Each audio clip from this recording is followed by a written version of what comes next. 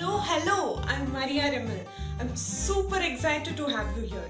I'm excited about the unlimited series of Declamation. That's what it is all about. A series of declamation, it's not a monologue, it's a dialogue. That's why I need you to stay present. We don't have lectures. This isn't a test. This is Albertians coming here to speak to your hearts. I want you to make an impact out of this. I say this because you would have been home, sleeping, writing assignments, doing anything else. But you chose to be here. This woman deserves to be acknowledged. I would like to focus on the opportunities that lie ahead of you. What does the world need? The world needs the talents and the skills that you have. I would like to give a brief introduction about declamation. Declamation is a dramatic oration designed to express through articulation, emphasis, and gesture the full sense of text being conveyed. This will teach and also improve your vocabulary, accent, pronunciation, and the level of confidence to deliver your speech. Are you excited? So, without any delay, let's move on to the series.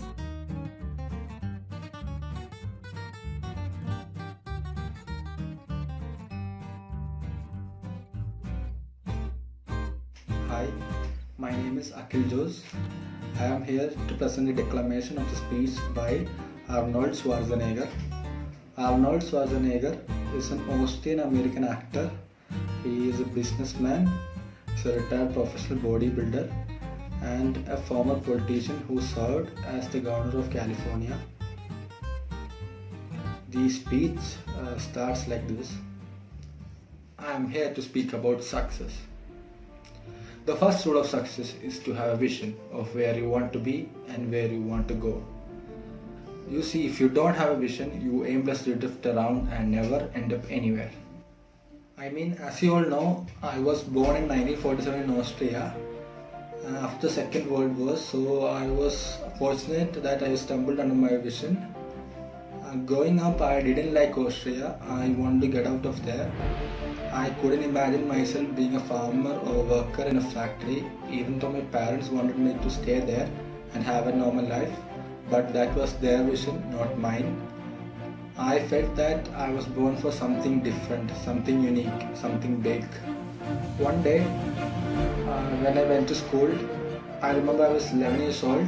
They showed this documentary about America. In this documentary, they showed these huge skyscrapers, the 6-lane freeways, huge bridges, and all these stuff that made me feel like this is where I want to be. I don't want to be around the small farmhouses and factories. I want to be in America. One day after school, I was walking by the street and I saw a store. I went inside and looked around. I found this magazine, which was a bodybuilding magazine and had Reg Park on its cover. Reg Park was then the 3-time Mr. Universe title holder, and I have seen him in the big screen as Hercules. At that moment, I said to myself, this is the blueprint of my life. I want to be a bodybuilding champion just like Reg Park. I want to get into acting just like Reg Park.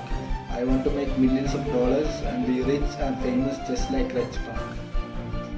Do you know how great it feels when you know what you want to do? Imagine majority of the people doesn't know what to do. I knew I wanted to become a bodybuilding champion just like him. So now the question was, how do I do it? I was so relieved because when you have a goal, when you have a vision, everything else feels easy. I had people coming to me when they saw me at the gym working out and asking me, how is that you are working out 5 hours a day, 6 hours a day and still have a smile on my face? I said to each and every one of them that in front of me is the Mr. Universe title. So every repetition I do, every weight that I lift, get me a step closer to achieving that goal. So I couldn't wait to do another 500-pound bench press. I couldn't wait to do another 500-pound squat. I couldn't wait to do 2000 sit-ups. I couldn't wait to do another exercise. At the age of 20, I went to London and I won the Mr. Universe title as the youngest ever Mr. Universe. That was because I had a vision. So visualizing your dream and going after it makes it fun. So you got to have a purpose no matter what in life, you got to have the purpose. 74% of Americans hate their job. It is not much different in the case of Europe. It is because they don't have a vision.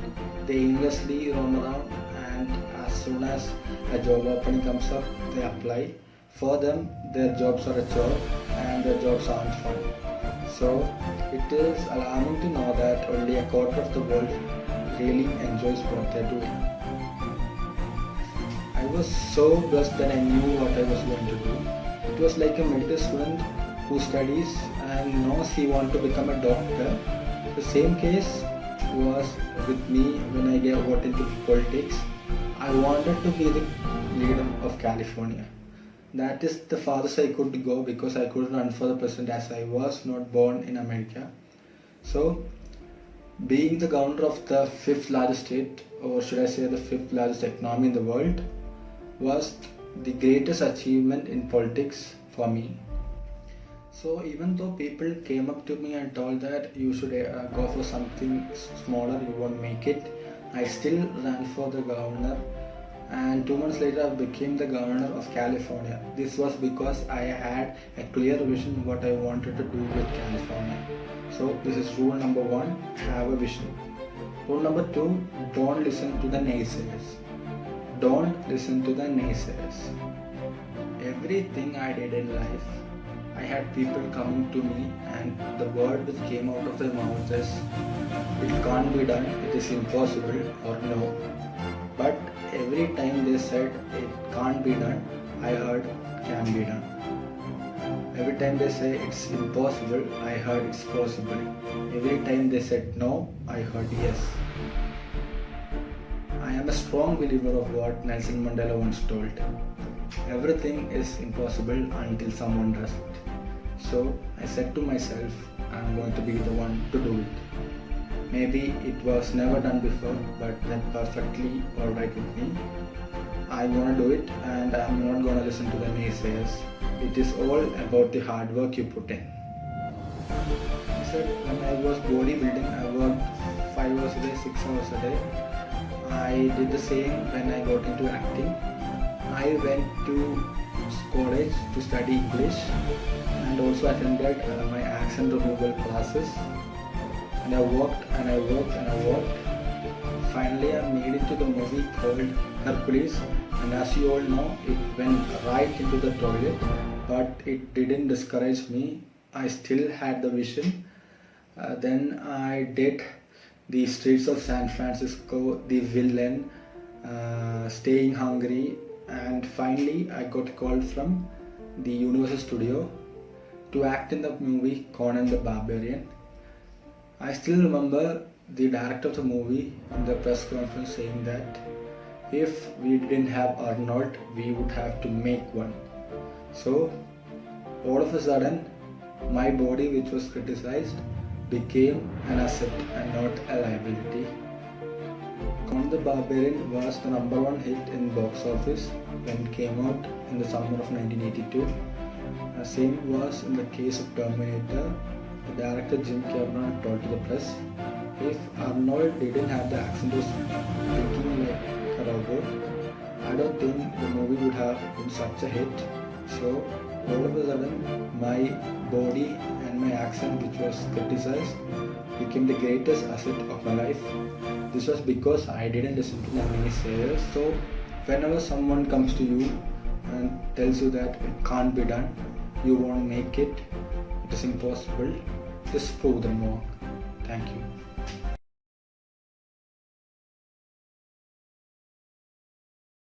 Michelle Olivero. I am going to deliver the speech of Sachin Tendulkar on the topic Find a Reason to Wake Up in the Morning. Well, talking about Sachin Tendulkar, he was born in 24th April 1973 in Nirmal Housing Home, Bombay, to a Maharashtrian family. He introduced to the cricket at the age of 11. In age of 16, he became India's young test cricketer. In 2005, he became the first cricketer who scored 35 centuries in test play. Now, let's move on to the speech. Find a reason to wake up in the morning. You all have dreams. You all have vision in life of what you want to become, a priceless, precious diamond. You all are talented. You all sent on by God with some or other talent. You just need to identify that and convert unpolished diamond into polished, priceless diamond. It's a process, it's a journey where paths are not easy. When you try to do something, there might be obstacles. Don't give up, don't find shortcuts. It's very important to follow the right path. Tough time, tough man loves. I'm confident that if you follow the right thing in your lives, you will achieve your dreams. If you don't have control over certain things, those things obviously cannot waste your energy and trying to figure out how can I control it. You rather focus on energy which you can control. But making effort is in your hand. Giving 100% is also in your hand. Sometimes end up with good results, sometimes not. But giving 100% is in your hand. In order to achieve your dream, you go and chase a harder. There might be obstacles, but keep on pushing yourself.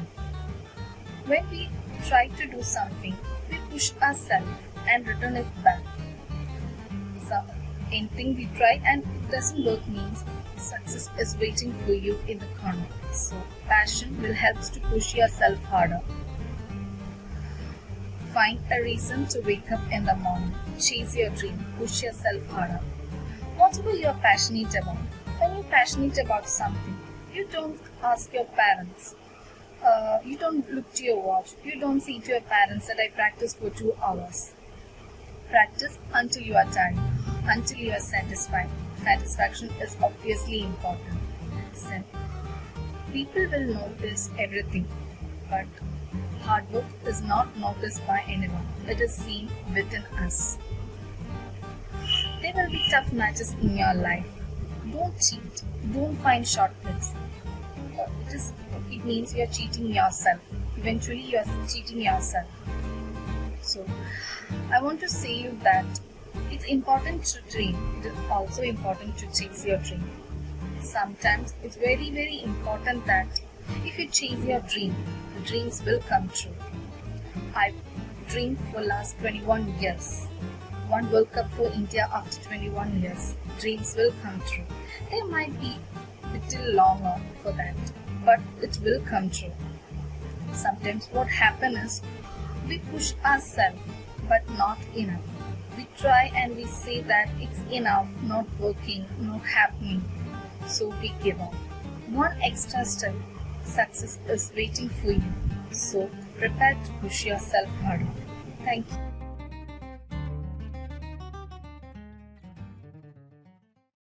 Hi everyone, myself Anjali Maria. I am here to present a declamation of APJ Abdul Kalam sir on the topic of a leader should know how to manage his failure.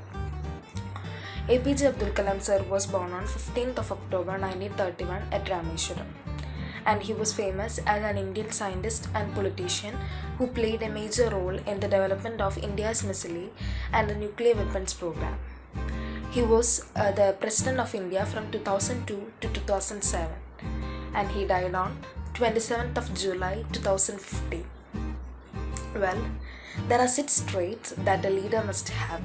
And what are those 6 traits? Number 1, the leader must have a vision.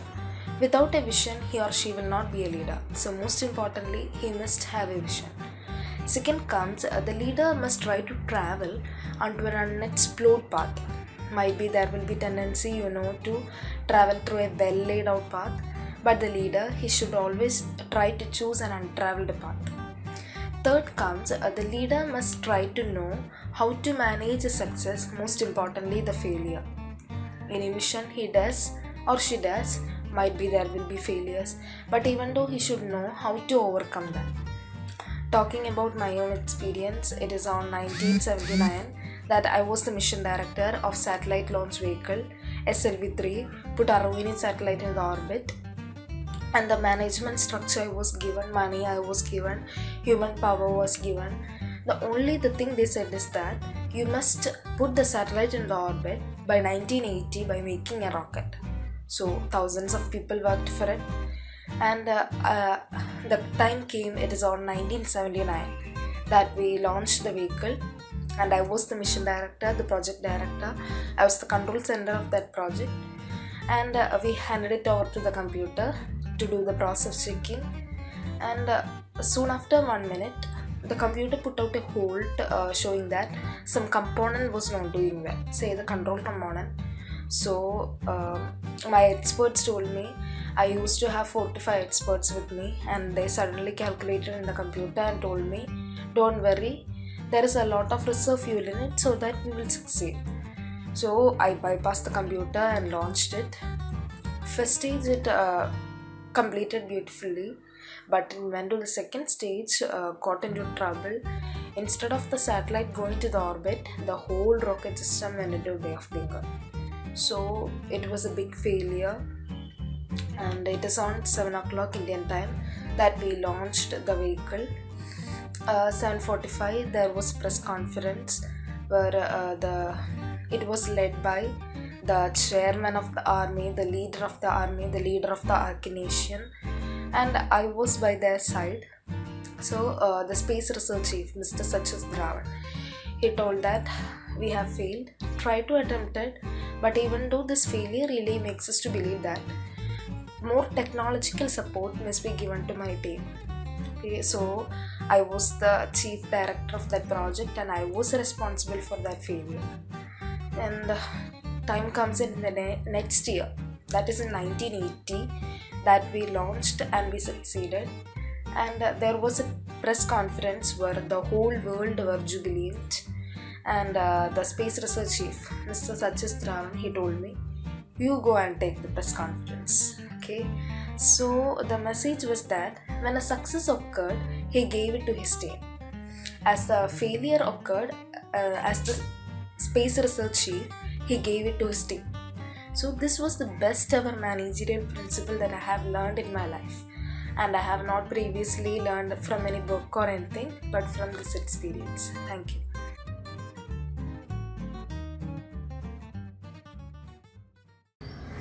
Hi all, myself Navanita Sen, and I am here to deliver a speech of Muniba Masari.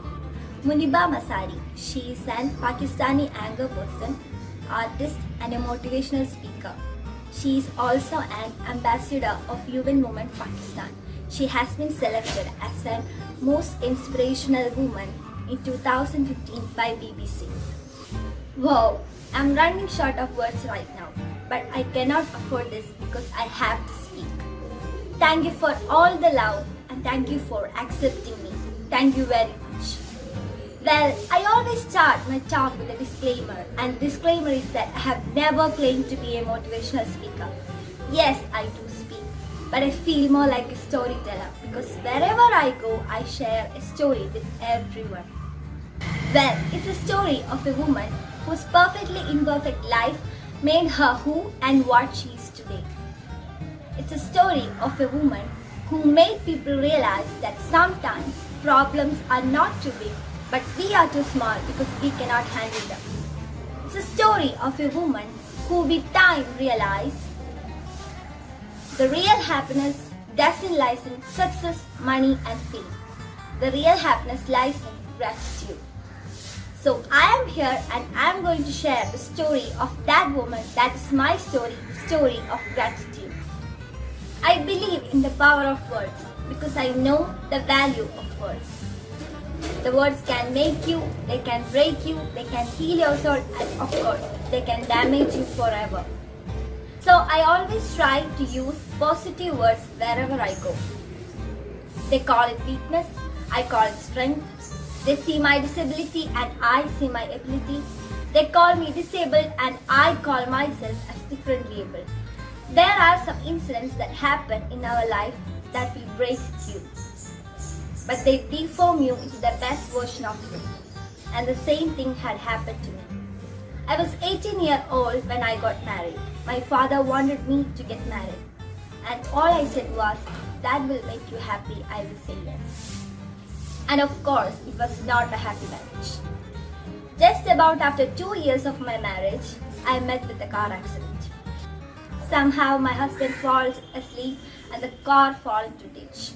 He managed to jump out, saved himself. I'm happy for him, but I stayed inside the car and I sustained a lot of injuries. The list is a bit long, don't be scared. The right arm was fractured, shoulder bone and collarbone got fractured. My whole ribcage got fractured. Because of the ribcage injury, my lungs and liver were badly damaged. 3 vertebrae of my backbone was badly crushed, and I got paralyzed for the rest of my life. And finally, I ended up in a hospital where I stayed for 2.5 months. Doctors have underwent multiple surgeries. Doctors have put lot of titanium in my body, on my backs, on my hips, and that's why people in Pakistan call me as the Iron Lady of Pakistan. One day, doctor came to me and said, "Well, I heard that you want to be an artist but ended up being a housewife. I have a bad news for you. You won't be able to hold a pen again. Your wrist and arm was so deformed, you won't be able to draw again." I said nothing about that. And the next day, doctor came to me and said, "Your spine injury is so bad, you won't be able to walk again. Because of your spine injury and the fixation you have on your back, you won't be able to become a mother again." And that day, I was devastated. And I still remember that I asked my mother, "Why me?" And that is the day where I started to think about, why do I am even alive? And that day, I realized that the words has the power to heal us all. My mother said, "This too shall pass. God has a greater plan for you." In all that distress and grief, that words felt so magical that kept me going. One day, I asked my brothers, "I know I have a deformed hand, but I'm tired of looking at these white walls and wearing these white scrubs. I need to add more colors to my life. I need to do something. I need to do some painting. Bring me some canvas, bring me some paint. I need to paint." So the very first paint I made was on my deathbed. And that was not just an art piece or just my passion, that was my therapy. And the next day, I went to my home, and then I realized I have developed many pressure ulcers on my hip bone and on my back, so I cannot sit. So doctors told me to lay down, not just for 2 months, not for 6 months, not for 1 year, but for 2 years. But for 2 years, I was bedridden, confined in that one room, looking through the window, listening to birds' music, thinking that maybe there will be a day when I go out with my family and enjoy the nature. And that was the time when I realized that how lucky people are. And that was the time I realized I'm going to share this pain with everyone and make them realize how blessed they are, but they don't even consider themselves as lucky. And then I decided to fight with my fears. For that, I wrote down all my fears one by one, and I decided to fight one at a time. Do you know what was my biggest fear? Divorce. For this, I have liberated myself by setting him free. And I made myself so strong that the day I got the news that he is getting married, I sent him a text. "I'm so happy for you. May God bless you."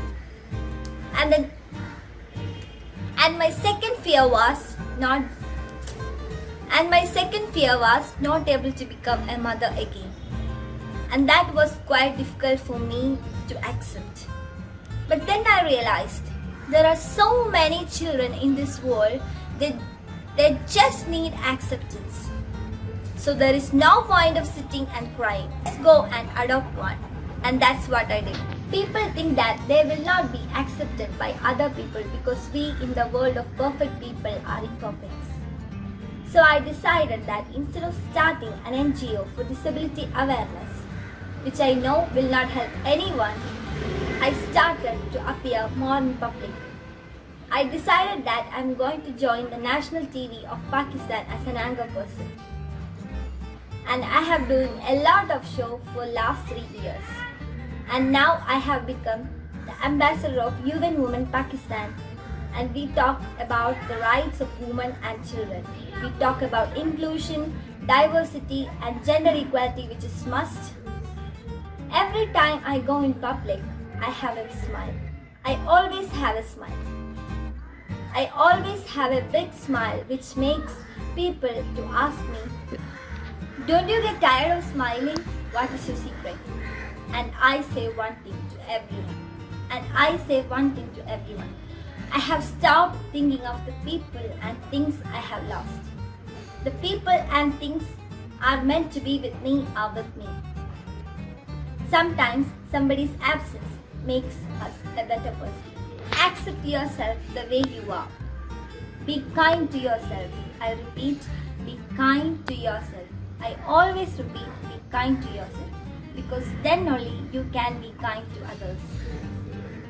Love yourself. Spread that love. Life will be harder. There will be up and downs, but that only makes you stronger. If you accept the way you are, then only world recognize you.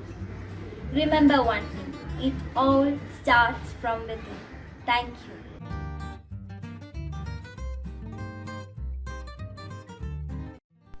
Good morning all, I am Mahesh. I am a first year student of Albert Institute of Management. Today I am here to deliver the speech of Piche Sundar Raj, also known as Sundar Pichai, the CEO of Google India Private Limited, and also an Indo-American businessman. Let's hear his speech. Let me tell you a little bit about my personal journey to Silicon Valley from India 22 years ago. Growing up in India, like many of you, I got my first telephone when I was 12. In my case, it was turned out to be a rotary phone. It doesn't get for selfies, but I still love to call my friends, play with it and sometimes take it apart. The first telephone cemented my fascination with technology.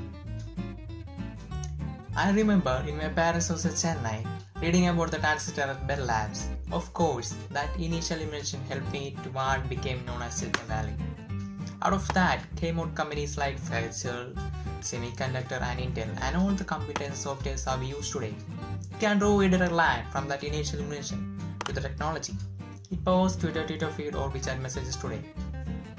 When I was younger, some people say that this guy doesn't get to a college or institution and that was the end of the road. I think that life is so different from that. Keep your hopes, keep your dreams and follow them. I think that it was important what happening inside of you and not what happening outside of you. Keep this perspective in your mind and take the long-term views. I vividly remember as a teenager, jumping in a crowded train at Chennai, photo into a house to attend my schooling at IIT Kharagpur. The opportunity changed the course of my life. If you can dream high, if you fail, I think that was a natural part of the process. In fact, Larry says that if you're working in a difficult situation, you have no competitors. On the other side, the other people are working in the same difficult situation. Even if you fail, you are ending up some great in that process. Getting in a real world, you are well down with some people, take some risks, try different. It encourages to follow your passion. Getting in an elite institution doesn't guarantee success. It was important too, but it doesn't guarantee success. Keep this perspective in your whole life. I think that life's like a long road. Take the right path and enjoy what you're doing. I know how much difficult it is to build a new business or start a new venture. The long hours, time away from your family. If you create your life is much better than others, but it doesn't seem to catch on. I think that if you have a better initial invention idea, it doesn't matter where you're coming from or what your background is. One revolutionary idea, one initial invention can unleash other entrepreneurs to revolutionize to the industries you could never predict. Keep pushing your limits.